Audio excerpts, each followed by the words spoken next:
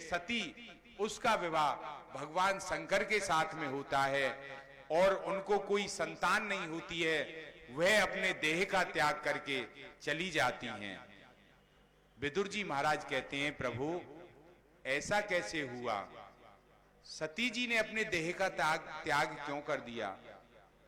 इसे मुझे विस्तार से सुनाइए। तब मैत्री ऋषि जी कहते हैं कि विदुर जी, एक बार ब्रह्मा जी ने अपने पुत्र दक्ष को प्रजापति बना दिया और जब दक्ष को प्रजापति का अधिकार मिल गया तो उसके स्वागत सम्मान समारोह रखा गया। आज भी महाराज हमारे यहाँ कोई भी किसी को, चाहे नेता हो, अधिकारी हो, उन्हें कोई पद मिल जाए तो उनके स्वागत सम्मान किया जाता है ना। ऐसे ही जब दक्ष को प्रजापति का दायित्व मिला तो उनका स्वागत सम्मान किया गया और जब स्वागत सम्मान हुआ तो सारे देवता उस स्वागत सम्मान में आए, यहां तक कि भगवान विष्णु, ब्रह्मा और महेश तीनों आए। अब महाराज दक्ष जैसे ही प्रवेश किया, दक्ष ने चारों तरफ दृष्टि डाली, सारे देवता खड़े हो गए और जैसे ही दृष्टि डाली ये तीन लोग खड़े नहीं हुए तो महाराज उसका अहंकार बढ़ गया। अब देखो, शिव जी और दक्ष में ससुर जामाता है, उनमें ऐसा तो है नहीं कोई दहेज के ऊपर कोई बात बिगड़ी हो कि शिव जी ने कहा हो महाराज हमें दहेज कम दिया है तुमने, ना ऐसा है कि दक्ष ने शिव जी को महाराज कॉफी पे नहीं बुलाया हो, कुछ बात नहीं है, केवल अहंकार है। जब भी उस समय पे भी या हमारे लौकिक व्यवहार में जब भी आपस में कोई मतभेद होगा, उसका तने के रूप में चाहे कुछ हो, पत्ते के रूप में चाहे कुछ हो, डाली के रूप में चाहे कुछ हो, लेकिन फल के रूप में होगा तो केवल अहंकार होगा। जहां दो प्रेमियों में द्वेष पैदा होगा उसका कारण केवल अहंकार होगा। अब महाराज दक्ष का अहंकार बढ़ गया, उसने देखा सभी खड़े हुए हैं, शिव जी मेरे खड़े नहीं हुए। उन दोनों को तो उन्होंने नहीं कुछ कहा, ना तो भगवान विष्णु को कुछ कहा और ना ही महाराज ब्रह्मा जी से कुछ कहा, लेकिन शिव जी को देख के बड़ी बड़ी बातें बोलने लगे। अरे देखो, आगे से सभ्य लोगों की सभा में असभ्य लोगों को नहीं आना चाहिए। सब लोग बोले महाराज इस सभा में असभ्य व्यक्ति कौन आ गया? तो दक्ष बोला, अरे इधर उधर क्या देखते हो, इस शंकर को नहीं देखते हो? भांग धतूरे खा के मस्त रहता है, इसे क्या पता लोकपालों की सभाओं में कैसे बैठा उठा जाता है, क्या मर्यादा है, क्या लोकाचार है, क्या व्यवहार है। अब महाराज जैसे उसने ये कहा भोलेनाथ का नाम लेके, भोलेनाथ तो कुछ नहीं बोले, तुरंत नंदीश्वर पे नहीं रहा गया। नंदीश्वर खड़े होके उन्हें जवाब देना चाहते थे, किंतु भोलेनाथ ने बैठा दिया, बेटा बैठो, शांत बैठो, ये हमारे सुसर जामाता की बात है, तुम चुप रहो। और देखो नंदी ससुराल की गाली बड़े भाग्य से मिलती है महाराज। जब जाओ, अब शादी होती है तो ससुराल में अगर ससुराली पक, अब तो पता नहीं मैरिज होमों में शादी होती है, पहले गांवों में शादी होती थी, जब बारात भोजन करती थी तो ससुराल की माताएं बहनें बड़ी गाली गाती थी। और राम जी को भी महाराज गाली गाई है, तुलसीदास जी ने बड़े विस्तार से उनकी रचना की है। तो शिव जी बोले, नंदीश्वर तू क्या जाने ससुराल की गाली कैसी होती है, तू चुप बैठिए, हमारी आपस की बात है। अब तो महाराज जब दक्ष का और अहंकार बढ़ गया और जब दक्ष ने खड़े होके जब सीधे सीधे कह दिया कि यह शिव को आगे से किसी यज्ञ में भाग नहीं दिया जाएगा, जब ऐसा कहा तो अब नंदीश्वर से नहीं रहा गया। नंदीश्वर ने कहा, महाराज आपके ससुर होंगे ठीक है, लेकिन हरि हरि निंदा सुनई जो काना, होई पाप को घात समाना। जो अपने इष्ट की, अपने आराध्य की निंदा सुनता है वह गोघात के समान पाप माना जाता है। पहले तो अगर आप में सामर्थ्य नहीं है, आप उसका जवाब नहीं दे सकते हो, तो कान में उंगली डाल के उस स्थान से चले जाओ, लेकिन अपने इष्ट गुरु आराध्य की निंदा नहीं सुननी चाहिए। अब महाराज नंदीश्वर से नहीं रहा गया। नंदीश्वर ने कहा, हे दक्ष, जब से तू बड़ा बड़बड़ कर रहा है जा मेरा भी श्राप है, तुझे बकरे का मुंह लगे। अब महाराज जब उसने कहा तो भृगु ऋषि से भी नहीं रहा गया। भृगु ऋषि ने तुरंत अपनी दाढ़ी पे हाथ फेरते हुए कहा, ए नंदी, तू इन सुसर जमाता के बीच में क्यों बोल रहा है? जब मेरा भी श्राप है, भगवान भोलेनाथ के जितने भी गण हैं सब पाखंडी हो जाएं। अब महाराज जब भृगु ऋषि ने श्राप दिया तो भोलेनाथ के गण भी बोले, ए बाबा, तुमने हमें श्राप दिया है तो हम भी कहते हैं जितने भी ब्राह्मण हैं ये सब भिखमंगे हो जाएं। अब तो महाराज सापा सापी चल गई। भोलेनाथ ने कहा, प्रभु ये क्या नाटक हो रहा है? आए थे स्वागत समारोह में, ये तो श्राप समारोह हो गया। ये सब घटना हमारी वजह से ही हो रही है। उन्होंने गणों को शांत किया और महाराज धीरे धीरे करके शिव जी वहां से निकल लिए। और जैसे कहते हैं, रही मन धागा प्रेम का, मत तोड़ो चटकाए, टूटे से फिर ना जुड़े, जुड़े गांठ पड़ जाए। अब तो महाराज जैसे ही शिव जी तो चले गए, लेकिन दक्ष ने गांठ बांध ली, और ऐसी गांठ बांध ली महाराज, अब के उसने हरिद्वार में कनखल में एक यज्ञ का आयोजन किया। और ऐसे यज्ञ का आयोजन किया, उसने सारे देवी देवताओं को निमंत्रण भेजा, लेकिन भगवान भोलेनाथ को नहीं भेजा। अच्छा, आपने एक चीज देखी होगी लौकिक व्यवहार में, दो प्रेमियों में जरा सी भी खटपट हो जाए कोई बात पे, तो महाराज अड़ोसी पड़ोसी बड़ा आनंद लेते हैं। वो ये चाहते हैं कि इनमें प्रेम हो ही नहीं और द्वेष बढ़ जाए। ये हमारे यहाँ की बात नहीं है, देवताओं में भी यही स्थिति है। देवताओं को पता है कि भोलेनाथ को निमंत्रण नहीं दिया है, और मार्ग भी हैं, लेकिन अब तो देवता अपने विमान से गड़गड़ करते हुए महाराज कैलाश के ऊपर से ही जा रहे हैं। भोलेनाथ पे तो कोई फर्क नहीं है, भोलेनाथ तो समाधि लगा के बैठे हुए हैं। किंतु सती माता से नहीं रहा गया।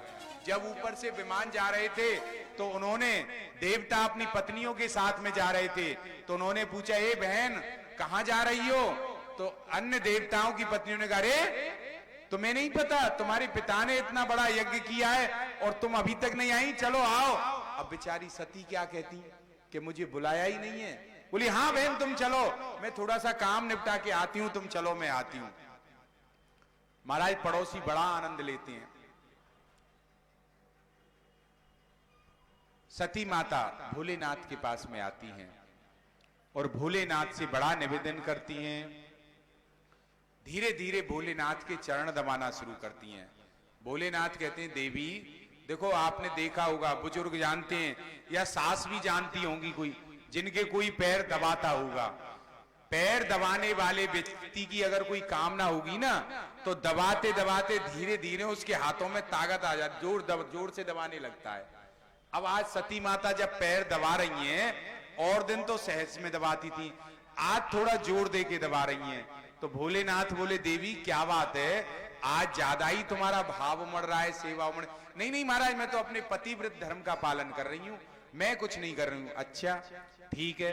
तो धीरे धीरे जब पैर दबाते दबाते, अब सती माता कह रही है, ध्यान देना शब्दों पे, माताएं महाराज सरस्वती का स्वरूप है, बुद्धि की है, बुद्धि का स्वरूप, इनसे आगे कौन होगा। प्रजापतेस्ते स्वसुरस्य सांप्रतम निर्यापितो यज्ञ महोत्सवो किला वयम चा तत्राभिश्रामा वामते यद्यर्थितामी विबुधा ब्रजंती ही। आपने देखा होगा माताएं जब अपने मायके की बात करेंगी ना महाराज, अरे मेरे मायके में यूं, मेरे मायके में ऐसा होता है, मेरे मायके में फलाना होता है, मेरे मायके में इतना बड़ा उत्सव होता है। लेकिन आज सती माता क्या कह रही हैं? सती माता कह रही, हे भोलेनाथ, आपकी ससुराल में आपके ससुर जी ने एक बड़े यज्ञ का आयोजन किया है, इससे कि भोलेनाथ अपना संबंध मान लें, तारतम्य जोड़ लें, जिससे आगे बात करने में आसानी रहे। प्रजापतेस्य ससुरस्य, आपके ससुर प्रजापति ने एक बड़े यज्ञ का आयोजन किया है। भोलेनाथ बोले कि हे देवी, कोई कार्ड आया तुम्हारे पास, निमंत्रण आया? सती माता बोली, ऐसा नहीं है भोलेनाथ, निमंत्रण पिताजी ने जरूर भेजा होगा, लेकिन आजकल डाक सेवा अच्छी नहीं चल रही है, पहुंच नहीं पाया समय पे। और देखो बड़े बड़े कामों में कई दफे महत्वपूर्ण लोग ही छूट जाते हैं। हम और आप आयोजन कर रहे हैं, कोई विशेष व्यक्ति कई दफे हमसे रह जाता है कार्ड लिखने में। आप ऐसा नहीं है।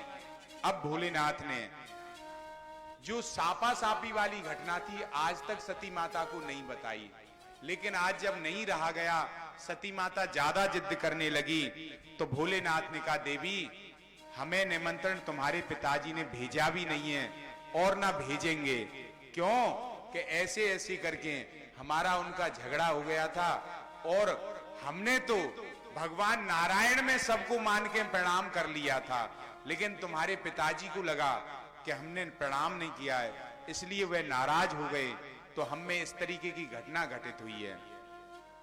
माता बोली कोई बात नहीं है प्रभु, आपस में छोटी मोटी बातें होती हैं और छोटी मोटी बातों के बीच में कोई गांठ बांध के थोड़ी बैठ जाते हैं। अब छोटी छोटी बातों पे कोई रिश्ते खत्म हो जाएंगे, आप उनके ससुर रहोगे और वह आप उनके जामाता रहोगे, वह आपके ससुर रहोगे। संबंध थोड़ी टूटते हैं छोटी छोटी बातों पे। और सुनो कोई बात नहीं है, आप नहीं जाते हो तो एक काम करो, मुझे आज्ञा दो, मैं जाऊंगी और अपने पिताजी को समझाऊंगी और वह आपसे आके माफी मांगेंगे और कहेंगे मुझसे गलती हो गई। भोलेनाथ बोले देवी आवत ही हर से नहीं, नैनन नहीं स्नेह, तुलसी तहना जाइए, चाहे कंचन बरसे मेह। देवी जहां तुम जाओ और तुम्हें देख के व्यक्ति प्रसन्न नहीं हो, स्नेह नहीं हो, वहां चाहे कितनी भी धन संपदा बरसे, ऐसी जगह नहीं जाना चाहिए। हम तो जाएं भाव से और देखने वाले के माथे में तिलौरी पड़ जाए, ऐसी जगह नहीं जाना चाहिए। अब भोलेनाथ ने जब स्पष्ट मना कर दिया तो महाराज सती जी की बड़ी स्थिति है, बार बार भोलेनाथ से निवेदन कर रही हैं, प्रभु एक काम करो, आप नहीं जाते हो तो मुझे आज्ञा दो। भोलेनाथ ने कोई आज्ञा नहीं दी, तो माता सती 4 कदम आगे जाती हैं। उनका मन है पिता के यज्ञ में जाने का। वो कहती हैं प्रभु विवाह के बाद में मैं अपनी बहनों से भी कभी नहीं मिली हूं, ऐसे उत्सव में ही अपने भाई बहन रिश्तेदारों से मुलाकात हो रही है। देखो हम सब बहनें एक साथ खेली बड़ी हुई, आज सब अलग अलग रह रही हैं, इस अवसर पर हमें भी मिलने का मौका मिलेगा, प्रभु मुझे आज्ञा दीजिए। अब भोलेनाथ महाराज शांत हैं। सती माता कुछ कदम आगे जाती हैं तो भोलेनाथ थोड़ा सा आंखें खोल के देखते हैं और उधर उन्हें ख्याल आता है कहीं मेरे भोलेनाथ नाराज तो नहीं हो जाएंगे। फिर वापस आ जाती हैं, फिर देख के भोलेनाथ तुरंत आंखें बंद कर लेते हैं। फिर सती माता आगे जाती हैं, फिर भोलेनाथ आंख खोल के देखते हैं, फिर सती माता करती हैं, भोलेनाथ विचार करती हैं नाराज तो नहीं हो जाएंगे, फिर वापस आती हैं। सती माता की स्थिति बड़ी विचित्र है, ना आते बन रहा है ना जाते बन रहा है। लेकिन अब सती माता ने सोचा कि भोलेनाथ तो मेरे भोलेनाथ हैं, आशुतोष हैं, सहज में ही मान जाते हैं, इन्हें तो मैं आके मना लूंगी, लेकिन पिता के यज्ञ में जाऊंगी। अब तो महाराज सती माता आगे चली। भोलेनाथ ने एक आंख खोल के देखा, नहीं दिखी, दूसरी आंख खोल के देखा, नहीं दिखी, तो उन्होंने समझा भी जा ही रही हैं। तो हो यही सोई जो राम रच राखा, को कर तरक बढ़ा वही साखा। भोलेनाथ ने सोचा कि अब प्रभु की यही इच्छा है। सती जब मान ही नहीं रही है तो ठाकुर जी की इच्छा मान के उन्होंने अपने गणों से कहा जाओ सती को आदर पूर्वक लेके जाओ। तो शिव जी के सारे गण दौड़ते दौड़ते आ जाते हैं और माता को प्रणाम करते हैं। अरे माता, हमें होते हुए आप अकेली क्यों जा रही हो और कहां जा रही हो? माता कहती है मेरे पिताजी के यहाँ यज्ञ हो रहा है और तुम भी चाहो तो चलो। तो सब गणों को साथ में लेके माता सती जाती हैं और जैसे ही माता सती यज्ञ मंडल में प्रवेश करती हैं, उसमें सारे देवता जो नित्य माता की पूजा अर्चना में लगे रहते थे, आज सबने मुंह फेर लिया। और महाराज क्यों कि दक्ष ने कह दिया जो भी व्यक्ति शंकर से संबंध रखेगा वह मेरा दुश्मन होगा। सती माता खून का सा घूंट पी के आगे जाती हैं, बोलती है मुझे क्या लेना देना है। आगे चल के उनकी बहन मिलती हैं, बहन बड़ी मुस्कुराती हुई मिलती है। अरे बहन, हमने सोचा था तुझे पिताजी ने निमंत्रण नहीं दिया है, किंतु तूने अच्छा किया। अपने घर में कोई निमंत्रण की क्या जरूरत है, तू आ गई, अच्छा किया। उन्होंने कहा मुझे इन बहनों से क्या मतलब है, मायके में तो केवल माता का होता है। सादर भले मिली एक माता, भगनी मिली बहुत मुस्काता। जैसे ही मां के कक्ष में गई तो सती के नहाने का कष्ट था तो केवल सती की माता को था, प्रसूति को, अन्य किसी को कष्ट नहीं था। जैसे ही सती को देखा, मां ने आलिंगन कर लिया, गोद में भर लिया अपनी पुत्री को। दोनों मां पुत्री बड़े प्रेम से मिली। किंतु सती ने कहा माता, मैं जरा पिताजी से मिलके आती हूं। और जैसे ही सती माता यज्ञ मंडप में गई, दक्ष ने शिवजी से संबंध होने के नाते मुंह फेर लिया और सती माता की तरफ देखा भी नहीं। सती ने कहा कोई बात नहीं है, अगर ये मेरी तरफ नहीं देख रहे हैं तो कोई बात नहीं है। उस अपमान के घूंट को भी सती माता पी गई। लेकिन जैसे ही दृष्टि उनकी पड़ी कि छोटे से छोटे देवता का भाग्य से इसमें निकाला गया है भाग, लेकिन भोलेनाथ का भाग्य इस यज्ञ में नहीं है, और यह देखा सती माता ने तो महाराज तुरंत क्रोध में लालत हो गई। अब सती माता से रहा नहीं गया।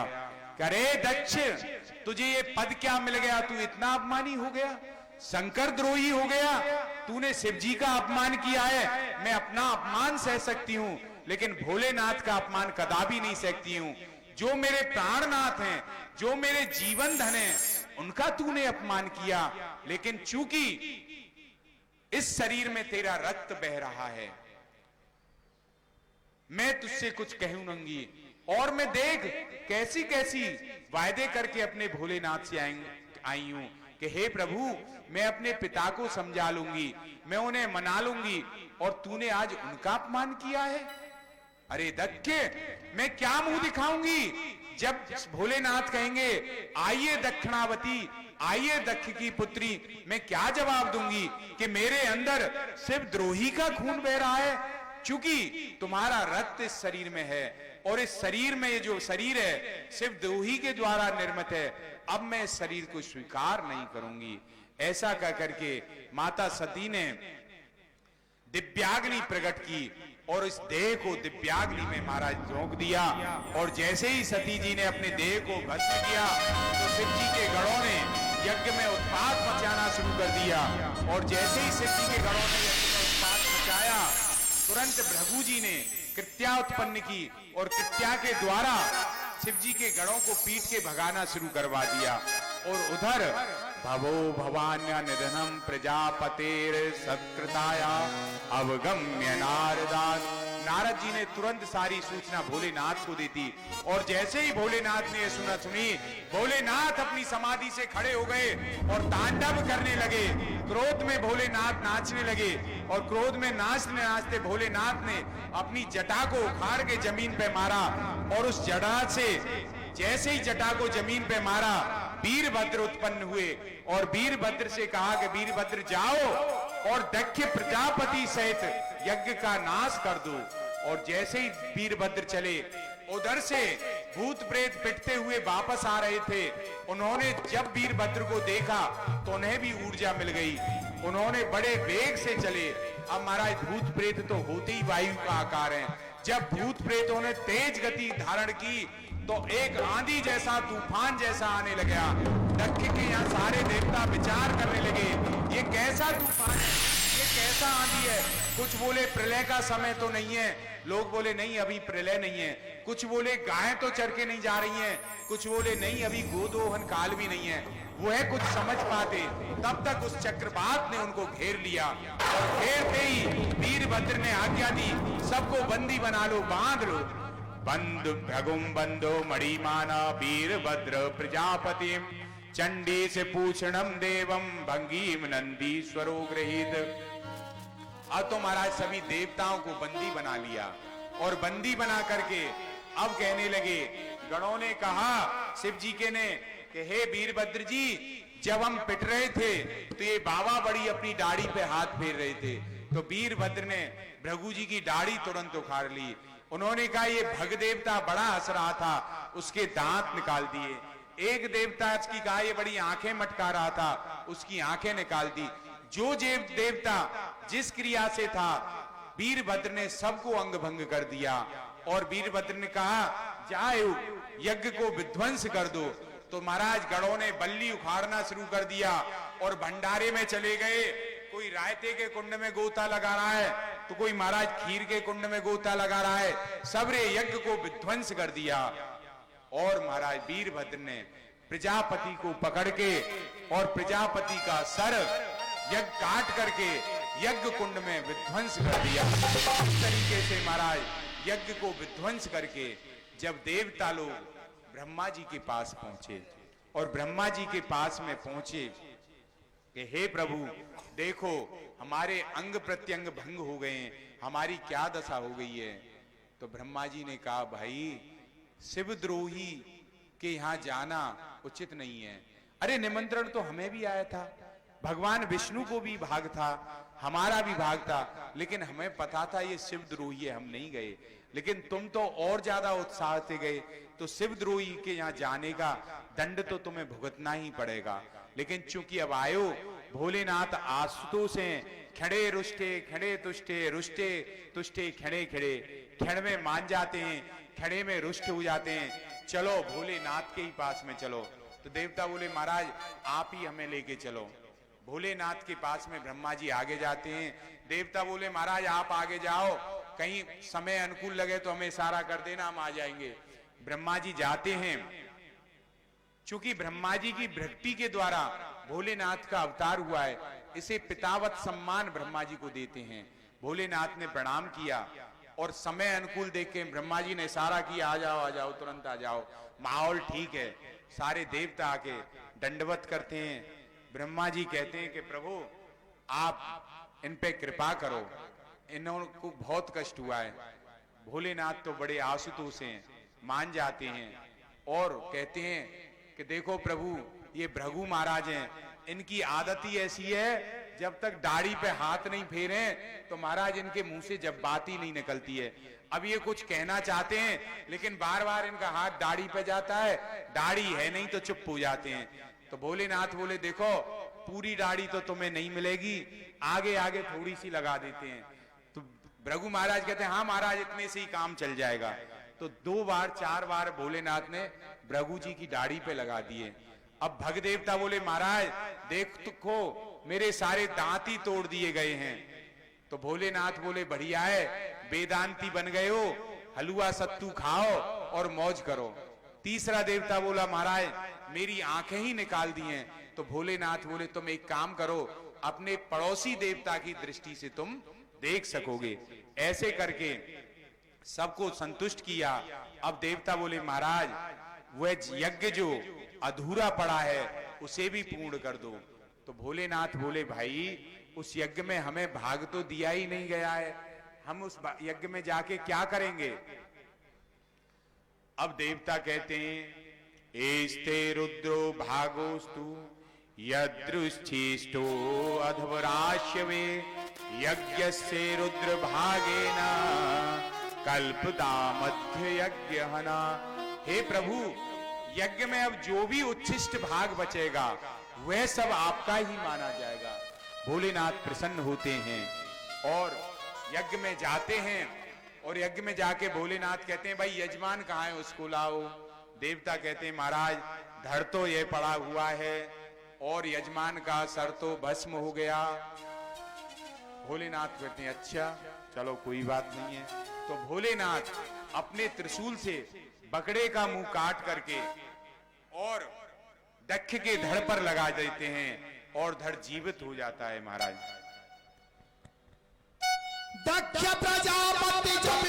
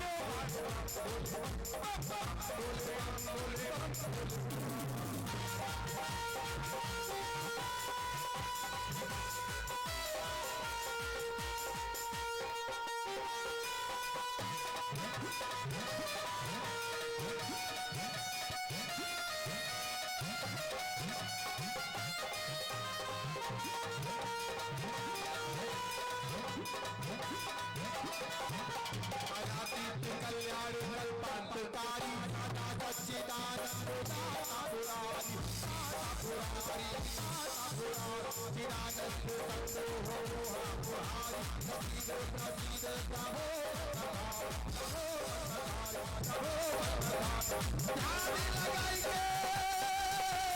लगाइए योगी लगाइए यही वो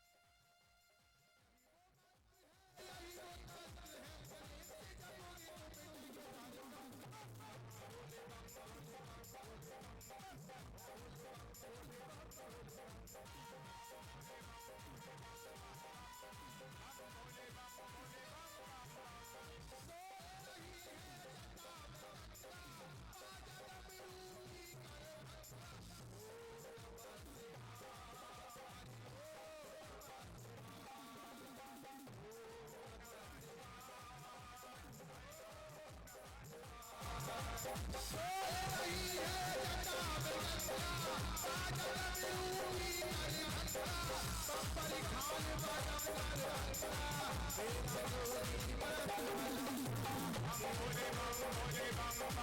हैं। शंकर भगवान की जय। देखो, अहंकार जो होता है बुद्धि में, सर में ही होता है। अब दक्ष प्रजापति का सर बदल गया तो अहंकार खत्म हो गया, विचार बदल गए, और सर बदलते ही दक्ष प्रजापति ठाकुर जी की बड़ी सुंदर वंदना करता है। वह कहता है, प्रभु अपने लोगों को ही दंड दिया जाता है, जिसे आप अपना मानते हो उसी को दंड देते हो। आपने दंड दे करके मुझ पे बड़ी कृपा करी, मेरे अहंकार को खत्म कर दिया। प्रभु देखो, आप निकल के जा रहे हो, गली में 4 बच्चे ऊधम कर रहे हो तो आप उनसे किसी को नहीं टोकोगे, चले जाओगे, और कहीं उनमें आपका अपना बच्चा या जिससे आप प्रेम मानते हो वो होगा तो आप तुरंत उसे पकड़ के डांटोगे, ए क्यों ऊधम कर रहा है, चल यहां से। तो अपनों को ही दंड दिया जाता है। प्रभु आपने मुझे अपना माना, इसलिए मैं आपका आभारी हूं। दक्ष प्रजापति बड़ी सुंदर स्तुति करता है, और उसी समय भगवान नारायण प्रकट हो जाते हैं, और नारायण कहते हैं कि देखो, ब्रह्मा, विष्णु और महेश ये तीनों एक ही हैं। मैं ही ब्रह्मा बन करके सृष्टि का सृजन करता हूं, और मैं ही विष्णु बन करके सृष्टि का पालन करता हूं, और मैं ही शिव बन करके विनाश करता हूं। शिव जी के भक्तों में विष्णु से ज्यादा बड़ा भक्त कोई नहीं है, और विष्णु के भक्तों में शिव जी से ज्यादा बड़ा कोई भक्त नहीं है। ऐसी स्थिति है महाराज। भगवान राम जब समुद्र निकलने के लिए पहले रामेश्वर स्थापित करके पूजा करते हैं, तो लोग कहते हैं महाराज इसका अर्थ ही व्यक्त कर दो, रामेश्वर का क्या मतलब है। तो राम जी कहते हैं रामस्य ईश्वर है सह रामेश्वर है, जो राम का ईश्वर है वही रामेश्वर है। तुरंत महाराज भोलेनाथ नहीं नहीं नहीं, ये अर्थ सही नहीं है। तो क्या अर्थ है महाराज भोलेनाथ, आप बता दो। भोलेनाथ कहते हैं राम ही जिनके ईश्वर हैं वह रामेश्वर हैं। तो महाराज एक दूसरे के हैं, कोई कुछ नहीं कह सकता है। ऐसे परम भक्त हैं। और विष्णु महाराज तो ऐसे हैं, भगवान विष्णु ने 1 सहस्त्र कमल नित्य भोलेनाथ पे चढ़ाते थे। एक दिन एक कमल कम पड़ गया तो उन्होंने कहा क्या करूं। तो उन्होंने कहा लोग मुझसे पुंडरीकाक्ष कहते हैं, कमल जैसे नेत्र का कहते हैं। तो महाराज भोलेनाथ के ऊपर उन्होंने अपने नेत्र निकाल के चढ़ा दिए। तो उनमें कहीं भेद नहीं है। इसलिए पूरी तरह सबको संतुष्ट करके आशीर्वाद दे करके महाराज चले जाते हैं। और आगे चल के देखो भगवान भोलेनाथ सृष्टि का विनाश करने वाले हैं। उनका वर्ण श्यामल होना चाहिए, लेकिन उनका वर्ण गौर वर्ण है। और भगवान विष्णु सृष्टि का पालन करने वाले हैं। उनका वर्ण गौर होना चाहिए, लेकिन उनका वर्ण नील वर्ण है। संतों का भाव है कि निरंतर भोलेनाथ का चिंतन करते करते हुए भगवान विष्णु ने भोलेनाथ का नील वर्ण धारण कर लिया है। और भोलेनाथ ने भगवान विष्णु का चिंतन करते करते उनका गौर वर्ण उन्होंने धारण कर लिया है। कर्पूर गौरम करुणावतारम संसार सारम भुजगेंद्रहारम सदा वसंतम हृदयारविंदे भवम भवानी सहितम नमामि। उधर विष्णु भगवान ने क्या रूप धारण कर लिया है। नील सरोरुह नील मणि नील नील धर श्याम लाजहि तन शोभान रख कोटि कोटि सत काम। तो महाराज ऐसी स्थिति है। अब आगे चल के मैं